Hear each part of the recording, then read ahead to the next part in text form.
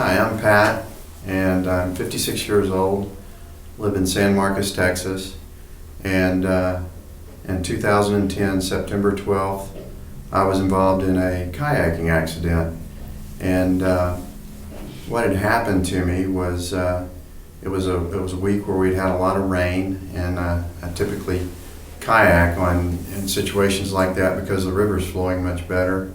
And this particular day, I had a good friend of mine, Bobby, who's a lifelong friend, that had come to visit, and we were interested in kayaking a part of the river that we were not familiar with. And along the way, we had to cross a low water crossing. It was a bridge that vehicles drive across that in high waters it allows water to go over the top of the bridge, which it was that day. And as we were crossing the bridge, right before we crossed the bridge, I had fallen off of my kayak, and unbeknownst to me, there were pipes underneath the bridge. And as I fell off my kayak, I was calm and just felt like everything was going to be fine, and just get over the shallow part of the river and get back on my kayak. And as I'm dropping off the kayak and going into the water, I get about thigh deep, and it just feels like a giant hand grabbed me by the ankles and just jerked me under the water. And there was nothing I could do about it. The force of the pull was so strong I couldn't fight it. And as I'm pulled down, I thought maybe I was getting pulled into a washout under the bridge. And as I was being pulled underwater, I felt a bump on the back of my hands, and I recognized that as being a corrugated pipe. So I knew right away that I was inside of a pipe.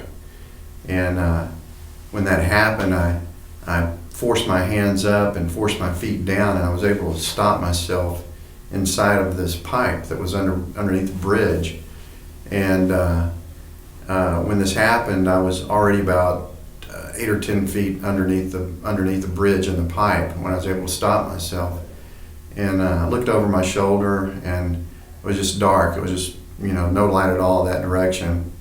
And I was afraid that there might be barbed wire or metal post or logs or rocks, something obstructing the exit of the pipe. And I felt like my only option was to try to go forward where I saw the light, the way I'd come in.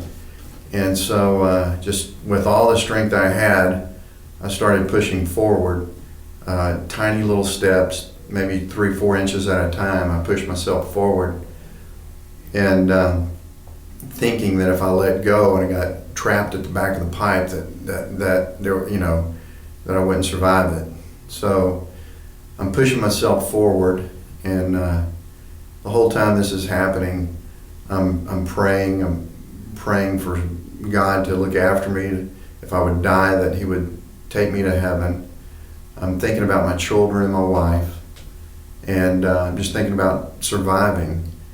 And in a situation like this, your senses become heightened.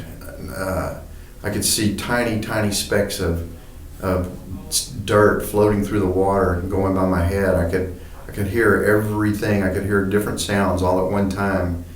I could feel all the water around me and on me, and everything slows down. It's like in slow motion. You have detailed thoughts in milliseconds. And so as I push my way forward, those are the three things I'm thinking about: is surviving, my family, and praying. As I get to the front of the pipe, I made it up all the way to the front of the pipe. I grab onto the outside of the pipe with both hands, and I try to pull myself out. But at this point, the force of the water is so strong at the front of the pipe, I can't get out of the pipe. I tried to push my head out, I tried to push my shoulder out, anything, and it's just not working. I couldn't get my body or any part of my body out of the pipe. And about that time, I saw my friend Bobby, his hand come through the water towards me. And it was his hand probably stopped about 1.5 feet above the pipe. He was on top of the bridge reaching down towards me. And anyway, I reached up and I touched it, I grabbed his hand, and there's no replacement. Nothing else feels or gives you the comfort that the touch of another human being does. It just instantly gave me hope, and I felt like, okay, this is all I need, just a little pull from Bobby, and I'm getting out of here. So I pulled Bobby's hand to pull myself out, and when I did, our hands came apart. And when that happened, I lost my grip with my other hand, and I was pushed back into the pipe a second time. This time I was only pushed back into the pipe about 6 feet, not quite as far as I was in the pipe the first time. And I thought, well, I know I can make it to the front of the pipe again. I've done it. I knew I could do it because I've already done it once.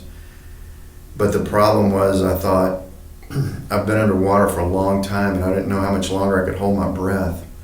And I started pushing forward. I had the same thoughts, just about survival, and the primary thought on my mind was my family, especially my children.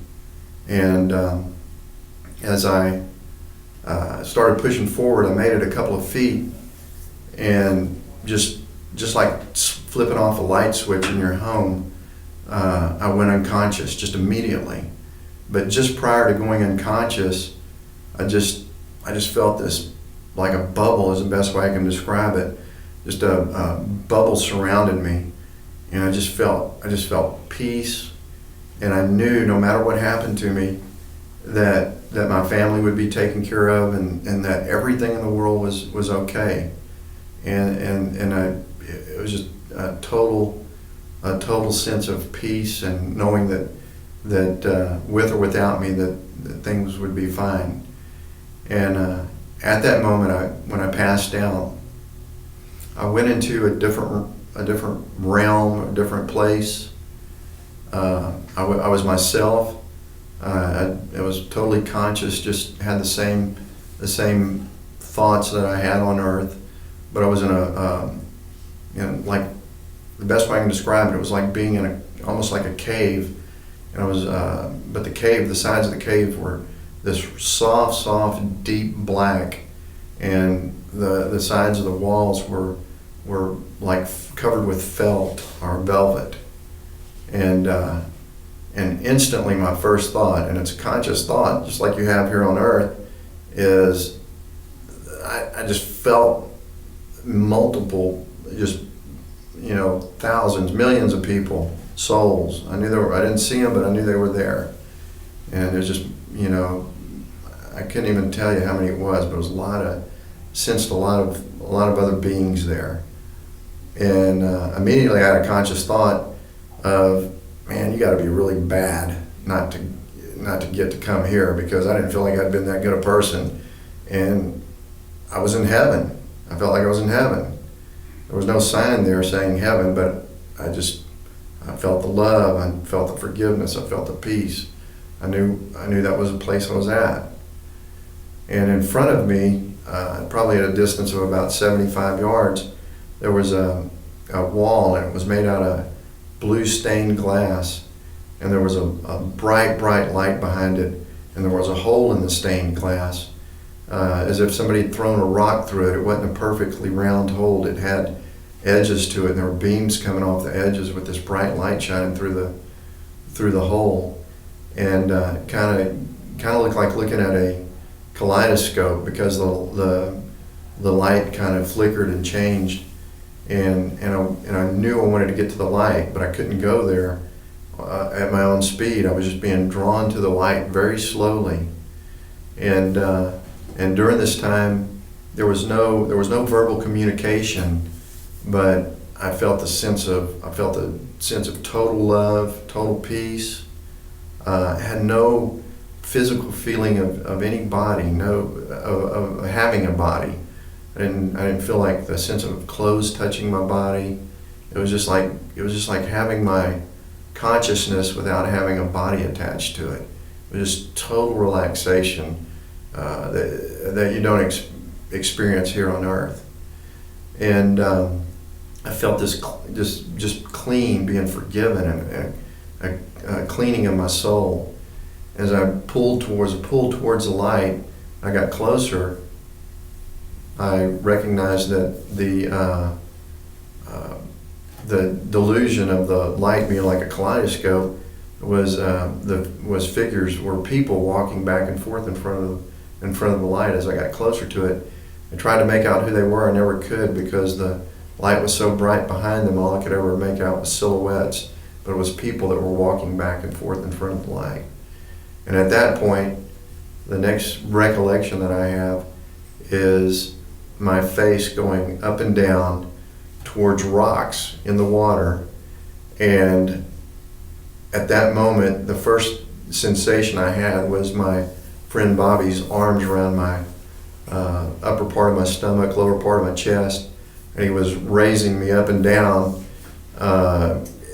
which was basically was effectively giving me CPR, and I regained consciousness and put my hands and feet on the ground and stabilized myself. And when I did that, Bobby just was in total shock and was kissing me and hugging me and telling me he loved me, and then cursing at me and yelling at me, and he was in total shock. But at that point, just immediately, once I regained consciousness, I knew that my life was never going to be the same.